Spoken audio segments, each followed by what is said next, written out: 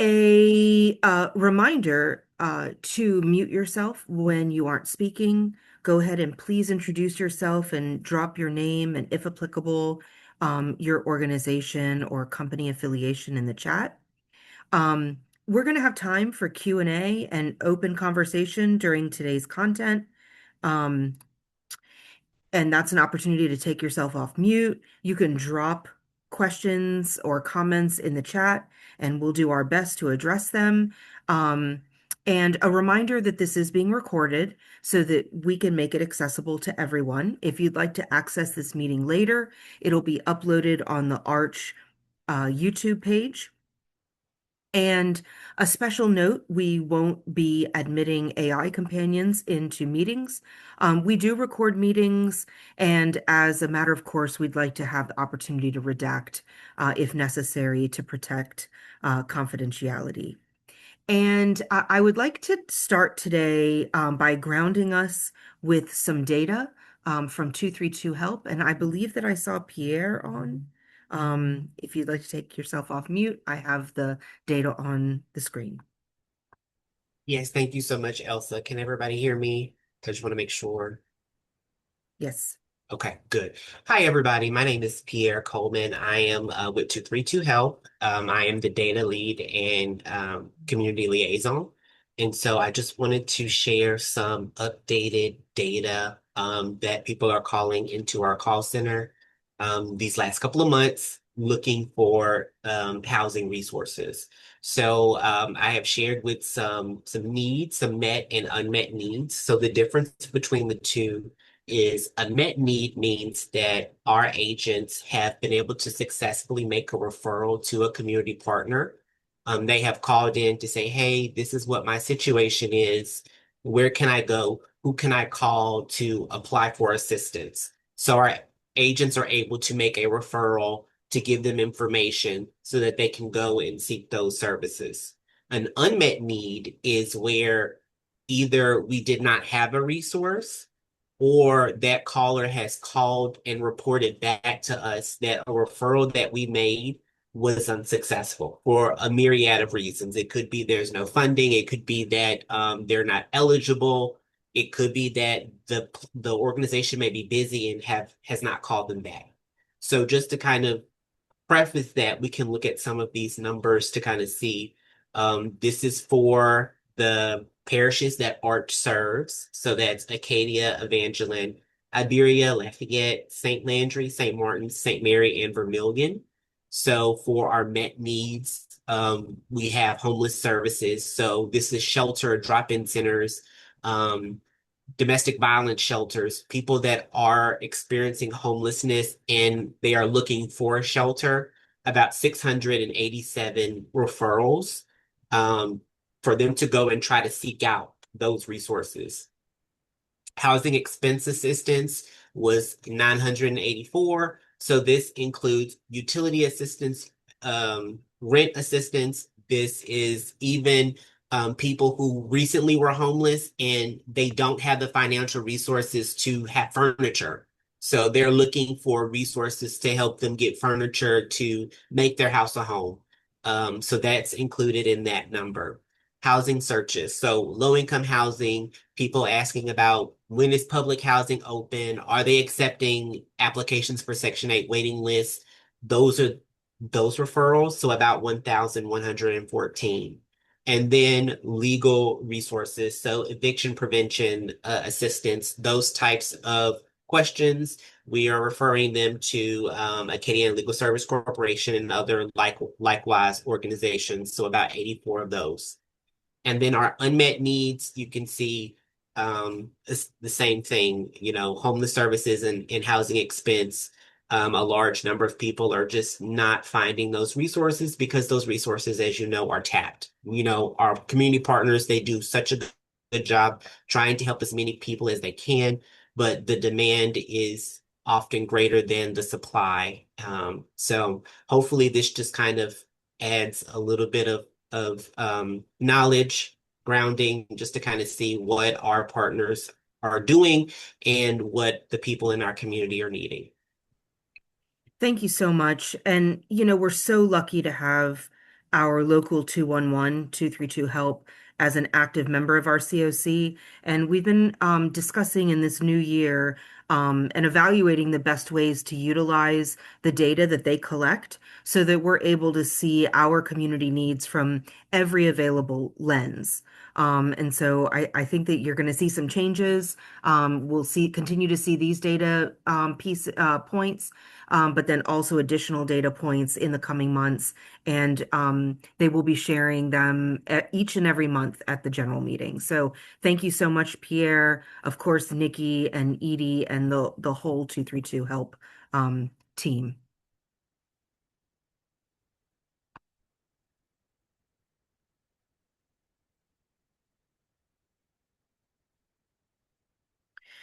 So we'll begin today with federal updates since our last meeting.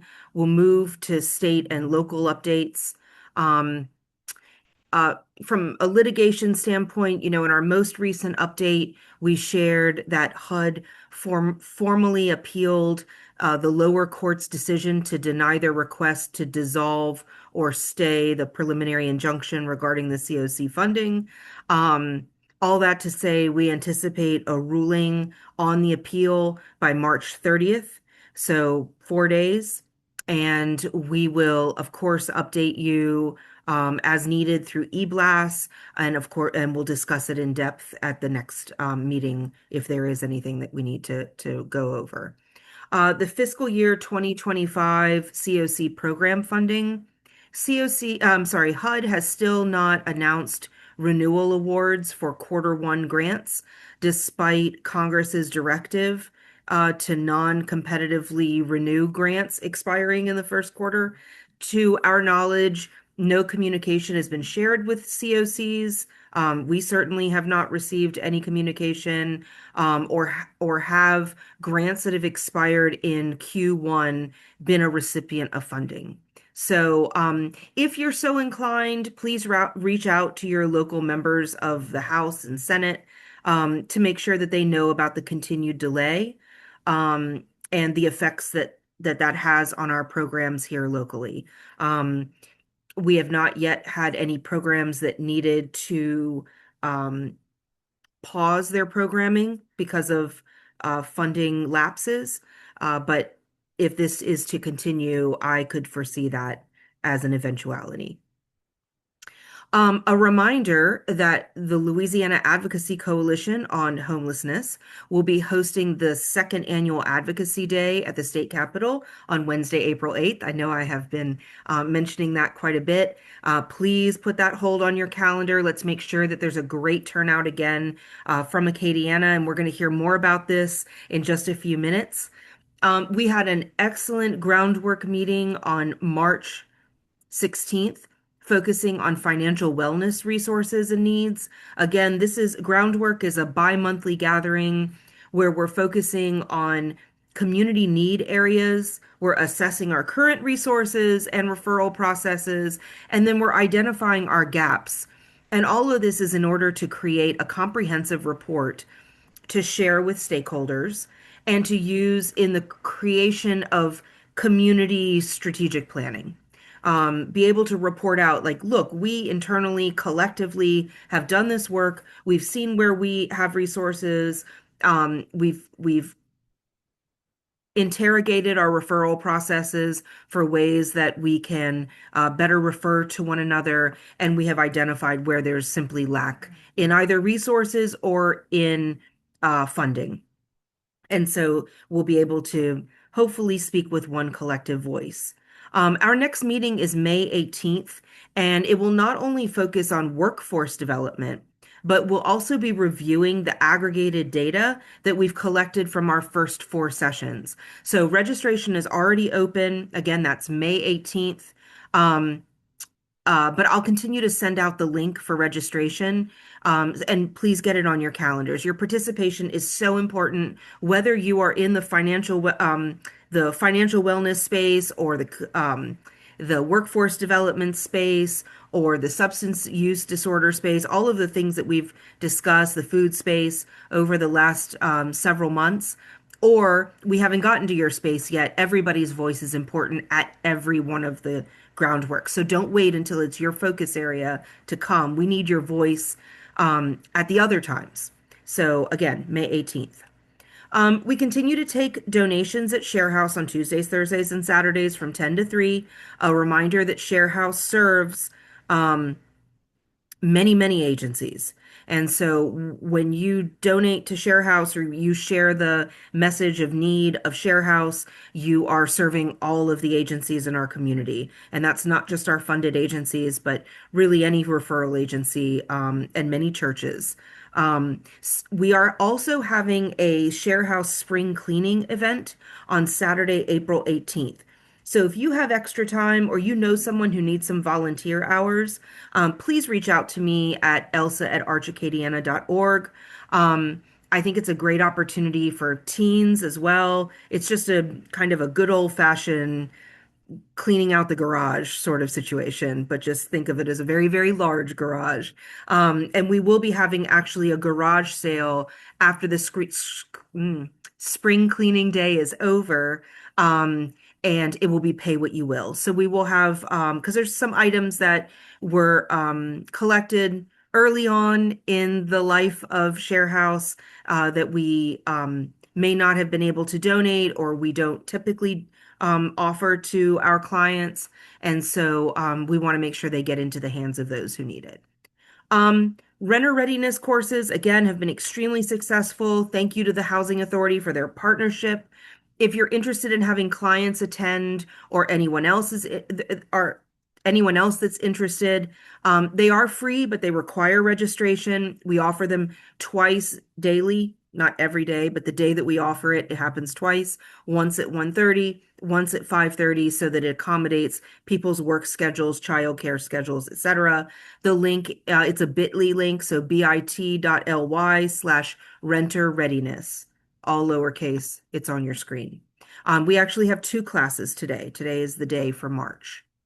Um, and lastly, but certainly not least, from an Arch perspective, we're beginning to build out the next phase of Holdfast, which is focused on shared housing and roommate connections. This is going to allow us to match people who have available rooms with those who are looking for affordable housing, as well as connecting individuals who could lease together but can't afford to live alone. We see it as a practical way to expand housing options quickly, using what already exists in our community and still providing some light support and mediation to help those arrangements succeed. So, making sure that not only is the roommate connections piece offered to those who take us up on it, but also offering roommate mediation as that relationship progresses. Um, we'll be launching a pilot phase in April, and Rachel Hayden, who is Arch's Director of Housing Stability Services, will share more detailed information about the program at our May meeting. So if you want to hear more about it ahead of time, please reach out to either me or Rachel. Again, that's always our first name at archacadiana.org. Or wait until May and you'll hear about how our pilot program is going. So before we get to the meat and potatoes of this meeting, I wanted to open it up to other agencies for any quick updates that they may have before we're joined by our guest to talk about advocacy. And you can just go ahead and take yourself off mute.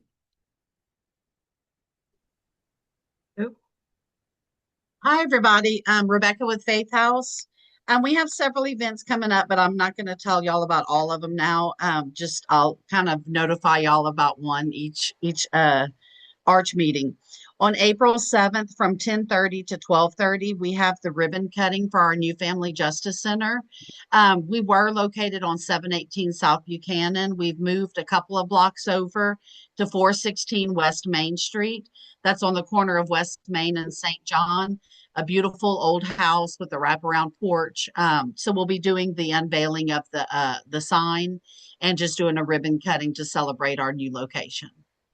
So that's on the 2nd from 10:30 to 12:30 if any of y'all can make it. Thanks Okay. so much. Thank you.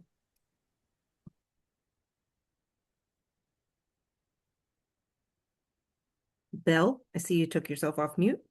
Yes, we have our Live Well Health and Resource Fair that's coming up on April 7th, and that'll be at the MLK Center from 9 to 1. We have, I think, over 50 different agencies registered from all, different capacities on what it takes to live well. So we have some health screenings going on.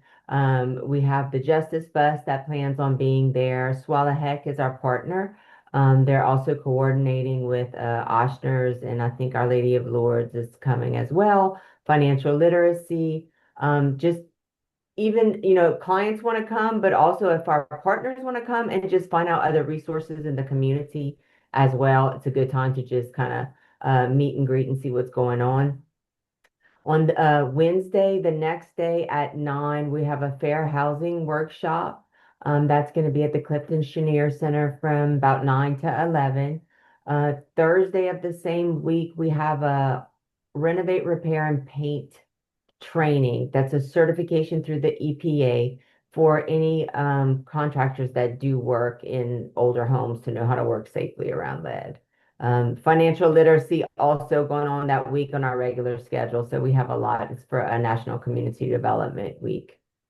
So. And Belle, I do believe I have a flyer that I pulled off of social media, so I will make sure that we share it through our social media channels as well as send it out in an e-blast. Okay, awesome. And I apologize to everybody who watched me clean my desk while I thought I had my camera off. So sorry, but I have another meeting at 1 and I'm embarrassed to have people come in my office right now. So it was a I hear you. sorry. Anybody else would like to provide it? Oh, Wendy, I saw you take yourself off mute. Hello, how are y'all? Good. Acadiana Cares, our 28-day program is up and running, and our clinic and our pharmacy is still rocking and rolling. So if y'all need private insurance medication filled, come see us. We can fill only Medicaid and Medicare have to see our providers. But if you have any questions or want any further information about our treatment programs or our clinic and pharmacy, just let me know and I'll be glad to get it to y'all. Thank you. Thanks, Wendy. Don't forget to move your prescriptions from chains to Acadiana Cares. Anyone else have any announcements that they'd like to share with the group or questions?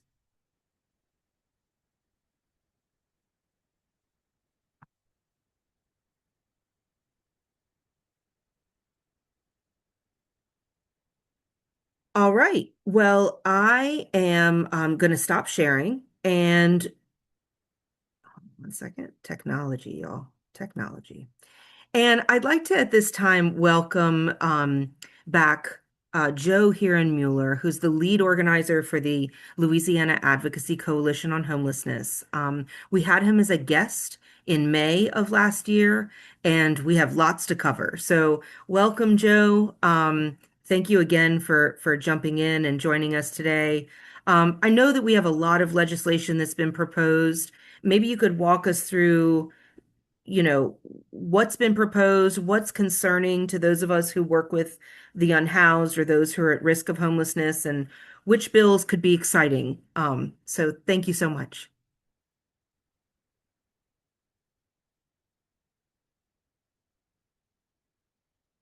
Joe, oh, there you go. There you go. Sorry about that. Not coming off mute right away. Thank you, Elsa, and it's a pleasure to be blessed to join y'all's meeting today. As Elsa mentioned, I'm a organizer with the Louisiana Advocacy Coalition on Homelessness.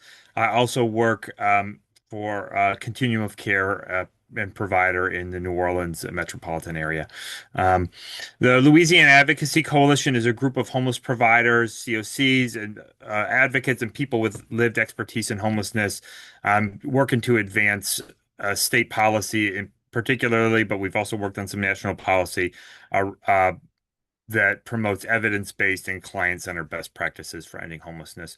We know that there is increasingly challenges to that, to those evidence-based practices, and so we've seen it an important role for us to work toward those things. As Elsa mentioned, we have an event coming up very soon in a little under 2 weeks. We've got over 30 registrants already. We would be very glad if you would be able to attend. It'll be in the park outside of the Louisiana Capitol building. We will have a rally that'll kind of be the center point of the day at 12:15. But the Advocacy Coalition also has a table in the Capitol Rotunda on the main floor of the Capitol.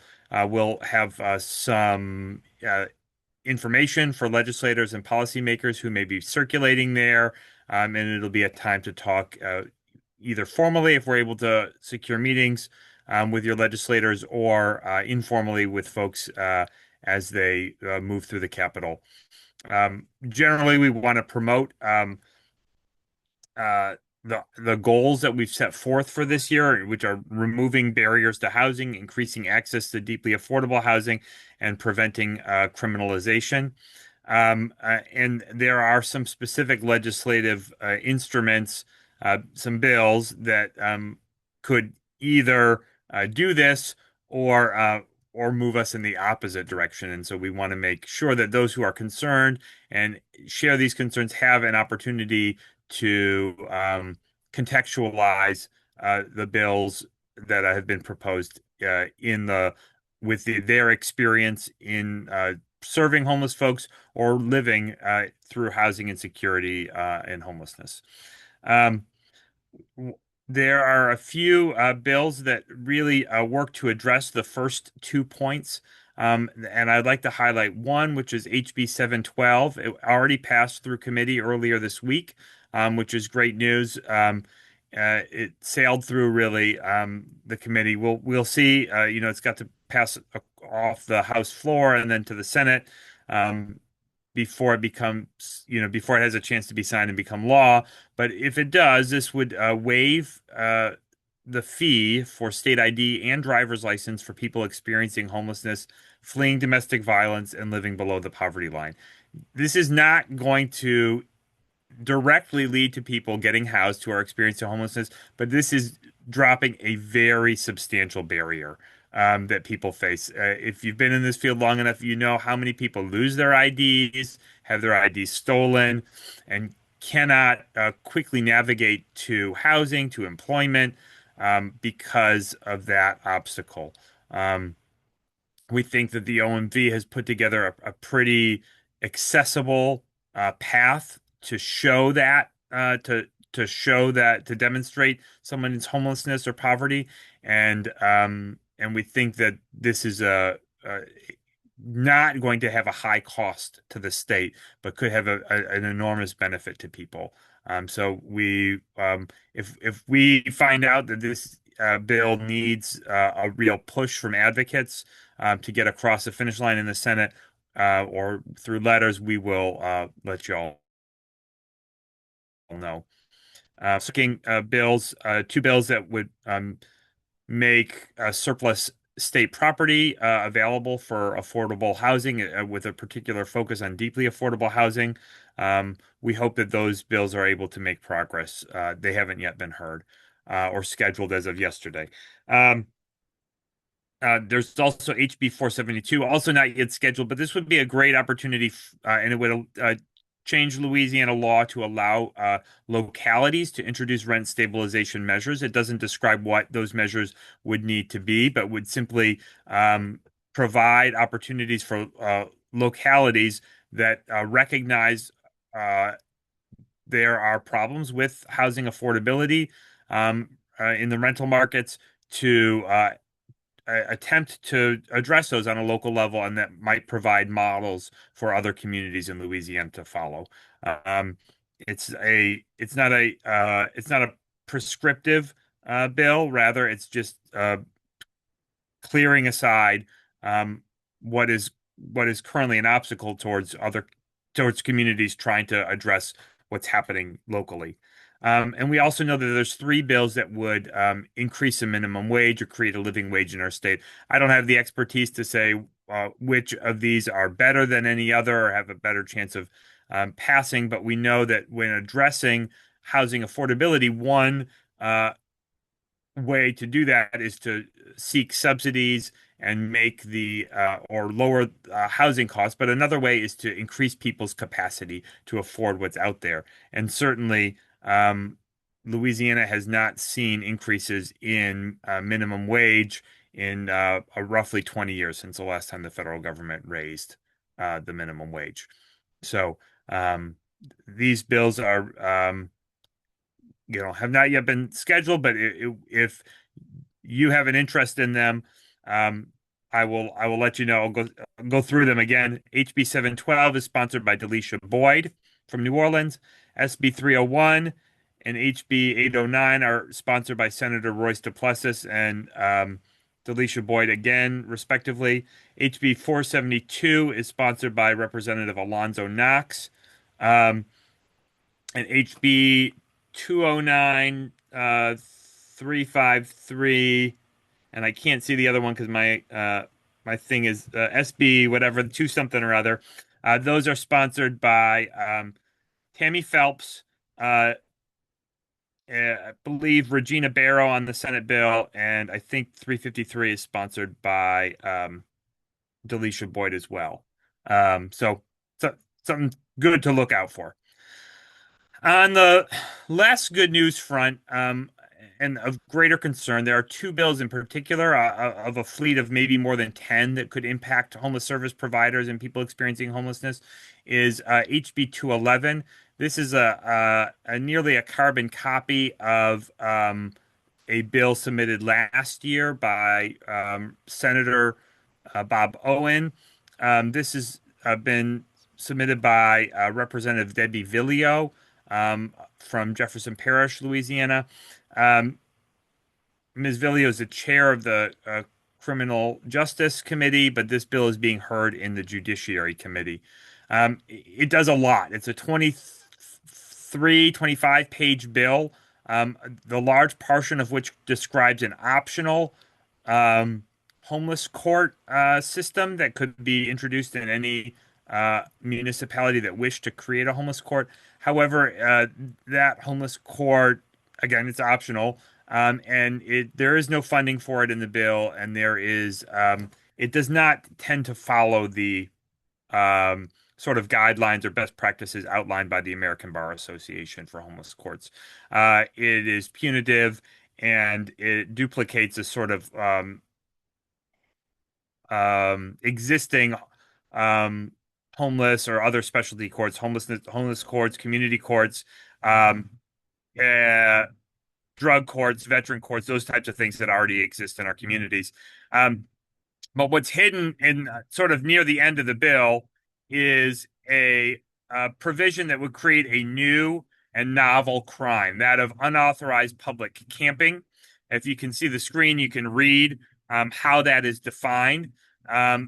It is very broad. It entails sleeping in a shelter or tent, or even being in the possession of bedding, which I assume means sleeping bags, pillows, blankets, sheets on public property overnight. It doesn't include people who live in their cars, but it is very concerning because people could face, on the first offense, 6 months in jail and a $500 fine, and they could face up to 2 years imprisonment at hard labor on a second offense. This bill also exposes municipalities to lawsuits because it includes a private right of action that would allow people residing within 1,000 feet of an encampment, which encampments are not defined in the bill. It would allow those folks to sue the city for every instance of an encampment is in place for more than 10 days after notification to that municipality or other subdivision, parish or whatever, what have you. This seems to be a tool that's intended to encourage enforcement of the criminalization part of the provision. We think that it is we've heard from municipalities that this is very problematic. So if you believe your municipality, your parish might be concerned about their exposure to lawsuits, this is certainly a bill to raise to their attention. We know that those municipalities were influential in helping to quash SB 196 last year. If they are not already aware that this bill is on the table, they might want to know about that. There are other things in this legislation. As I said, it's like 25 or so pages long, but I've described it in broad strokes. We did meet a group of us met with from the Advocacy Coalition, from the Council of People with Lived Expertise in Homelessness from New Orleans, from the Louisiana Catholic Bishops Conference and Louisiana Progress, did meet with Representative Villio last week. And she was clear that she's bringing this bill at the request of the governor. And so, but because it has yet to be scheduled, it now is a very good time to let her know, let folks on the committee know, especially if you notice someone from this list who represents your district or the service area that you serve, letting them know that this bill is of concern to you would be very important. I haven't copied all of their information, but their contact information is readily available from the state website, which is legis.la.gov. Legis.la.gov. All of your legislators can be easily found there, and their contact information can be communicated. These are some talking points. I can copy them into the chat presently, but you know, these address the various different aspects of what this bill does in case you know, you have particular expertise or concerns in any one of those areas, or you believe that would be of interest to your lawmakers to know more about how this bill could function. I did not discuss in detail the designated camping areas, but that is another optional provision of this bill to allow municipalities to create, for up to 1 year at a time, designated camping areas where people could not be arrested. But we know that those designated camping areas are much easier to open, and they're not easy to open because of NIMBYism. They're much easier to open than they are to close, especially when there are no defined pathways to housing for encampments, which in this bill there's nothing to provide for pathways to housing. So I think I want to move on to the next bill to be respectful of your time, but I will be open to questions about the legislation. If you have questions about this, you drop it in the chat if you need to remember it, and I'll come back to it, or you can ask me when that time comes.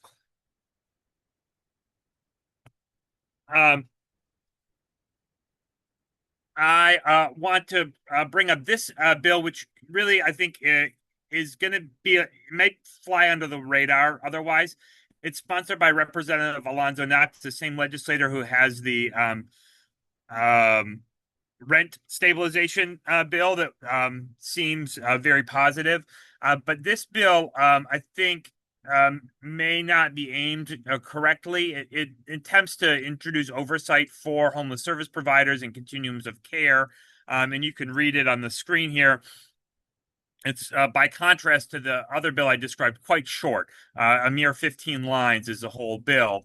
But it refers back to the legislative auditor statute, which provides for performance audits of state entities, but would extend that to not only continuums of care, but any homeless service provider.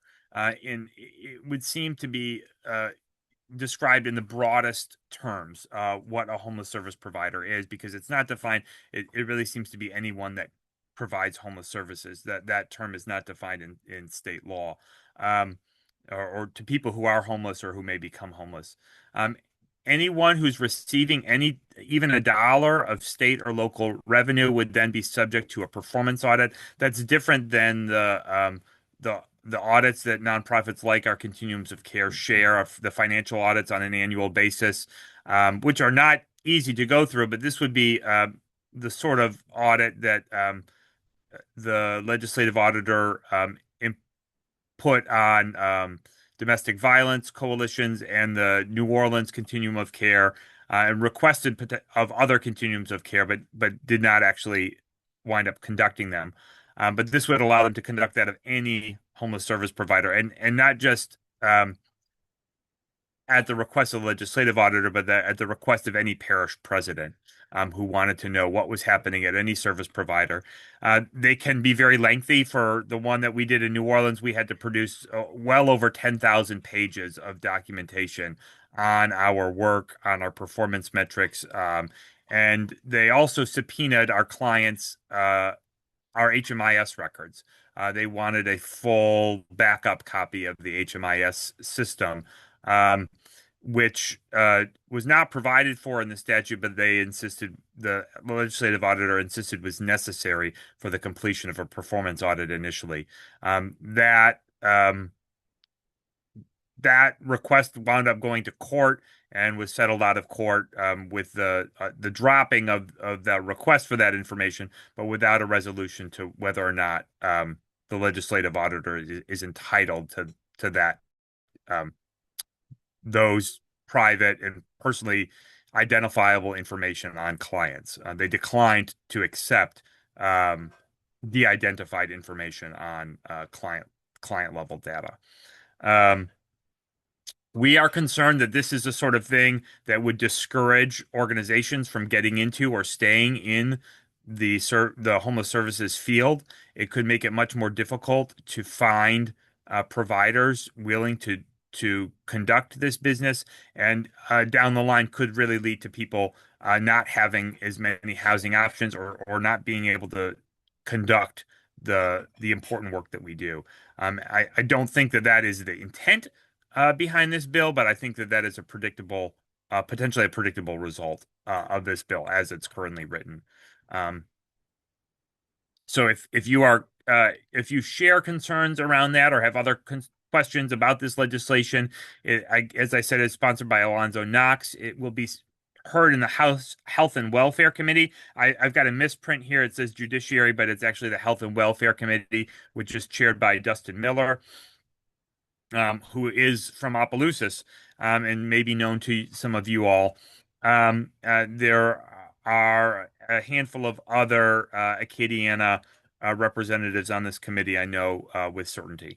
And I would ask that you reach out to them and share your concerns. I don't think that the problems that this bill could pose are self-evident in the way that they are a little bit more self-evident in the other bill. I mean, when national polling around criminalizing homelessness has revealed that more than 70% of Americans are opposed to criminalizing homelessness and believe that it's not helpful in navigating people to housing. But I don't think that people broadly understand the effect that the type of oversight that is projected here and the breadth of what could come out of this could actually have a detrimental effect rather than a helpful effect in terms of clarifying the good work that we do and the importance of it to our communities.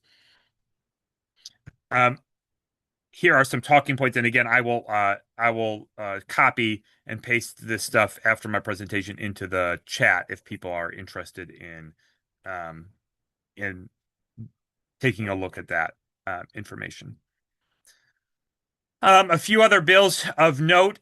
There are two bills that would require anyone who's administering a public benefit of any kind in the state of Louisiana to document a person's citizenship status. This is different than the SAVES Act bill related to citizenship that has to do with voting rights. These are separate bills, but they're companion bills, one in the House, one in the Senate. it could be concerning because we know that many unhoused people are not able to demonstrate their citizenship status simply because their documentation has been lost, stolen, or maybe they may not have a way of proving their identity, especially while they're on the street and very much in need of public benefits. We also know that interpreting the varying immigration statuses that exist in our country, and there are very many, and different statuses involve different types of eligibility for different types of government benefits. Um, there's not a one size fits all approach to that.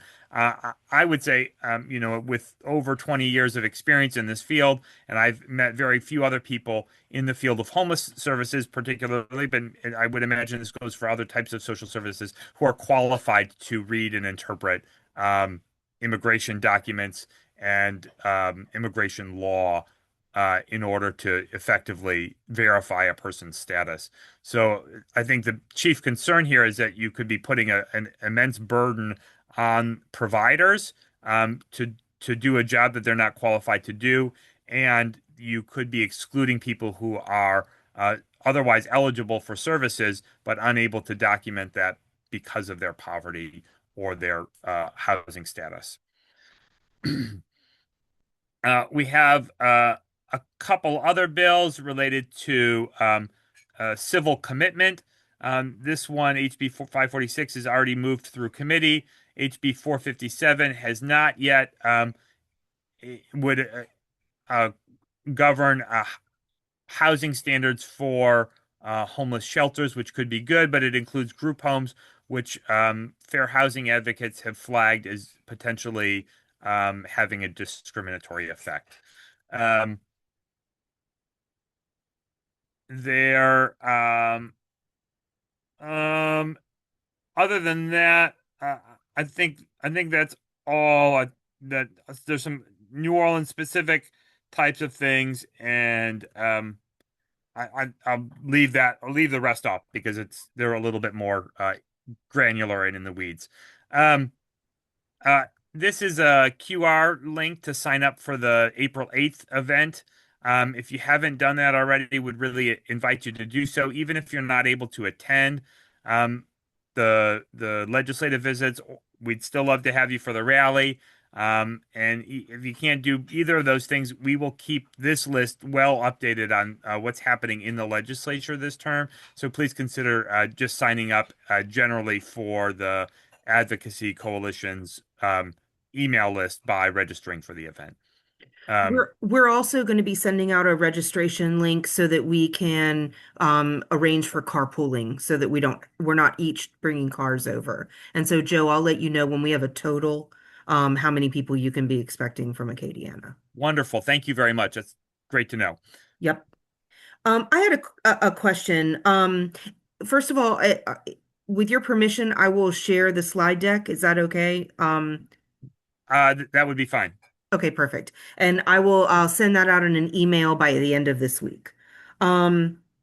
I wanted to ask, let's say someone has never done any bit of advocacy before, right? Mhm. And you had the talking points. What do you do with the talking points? Do you do it in an email? Do you call the person? How quickly I mean, how much time would you have? Yeah. So I would can I go back and just really quickly to your other point about sharing the PowerPoint? Can I give you an updated version that has that's a little bit cleaned up to send out later Absolutely. today? Okay, Yep. great. But back to your question about how to do advocacy. I don't think that there's one right way to do it. In fact, that's what I really would want to underline is just getting out there and sharing information is probably the most important thing, especially if it's not something you've done before. I know that some folks get hung up on worrying that they're going to do it wrong, and I think that the best thing to do is to just do it in any way, and you'll figure out what works best just by doing it.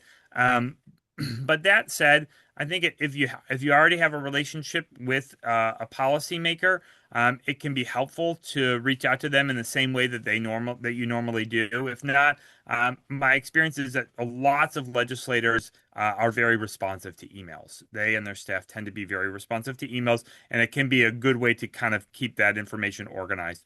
But reaching out by phone is good, especially if there's an urgent concern or if there's something maybe that's nuanced in a way that you want to express over the phone as opposed to um, in writing.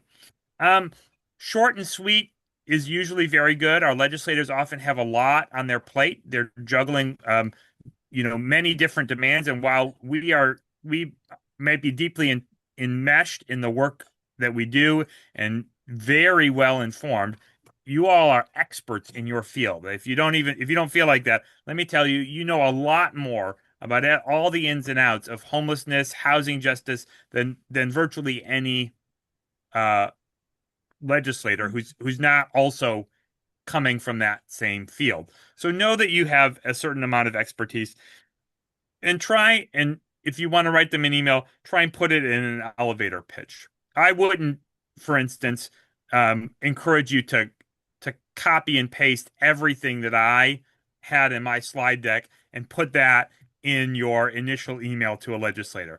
I'd say something short and sweet can often be much more effective. Pick that one point that you want to hammer home about. And if it's really important to you to communicate multiple points, then do it over the course of multiple emails or multiple Oh, contacts. that's a great tip. Because you don't want to overwhelm folks with people. And also, what can really help in terms of advocacy generally is the continuity of contact. So it's not just responding to an action alert where you make a couple clicks with your email and shoot it off to a legislator. Those are important, and there's a place for those. And if need be, the Advocacy Coalition or our partners will be sending out stuff like that later this term. But having establishing the relationship can be even more effective than the sort of one-off communications or trying to cram everything, writing the email to of all emails, that tries to summarize it all in one fell swoop is not necessary in most cases. And then my last question is, what is happening behind the scenes? So outside of just individuals that are on this call, writing the emails, making the phone calls, leveraging any relationships, what is the Advocacy Coalition doing like right now?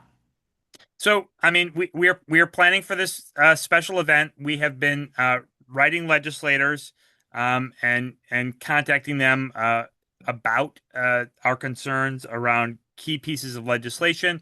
I mentioned that I gave testimony on Monday on behalf of the Advocacy Coalition in the Transportation Committee when HB 712 advanced. And so we're working to try and make sure that those things advance. We have had a big success in opposing 3 bills last session that were very detrimental. And I believe that the advocacy that we organized over the course of the fall and into January was helpful with our federal legislators in helping them to understand how critical it was to protect the continuum of care funding programs and expand tier 1 funding from what had been provided for in the previous. So, I mean, I think we were very engaged. I think we've had some real successes, and right now we are trying to gear up to address the bills that I described. In particular, those 3 bills that I spent more time on are certainly of the greatest concern to that committee. But there are other, the other ones that I mentioned are not to be ignored. Yep. Well, I really appreciate your time. I know that you wear a lot of hats, And thank you for taking this hour out to join us. Are there any questions that have not been dropped in the chat? I have recorded them. And like I said, when Joe gets me his revised version, I will send it out. Ella, I'll create a couple flyers and add that in as well. And you know, now that you've been at this meeting, you're ambassadors and advocates now as well, if you weren't before. And so really counting on you to help share the message however you see fit. Um, I want to, you know, we've got about 5 minutes left. Is there anything that I forgot or you want to share with the group um, that before we adjourn for the day?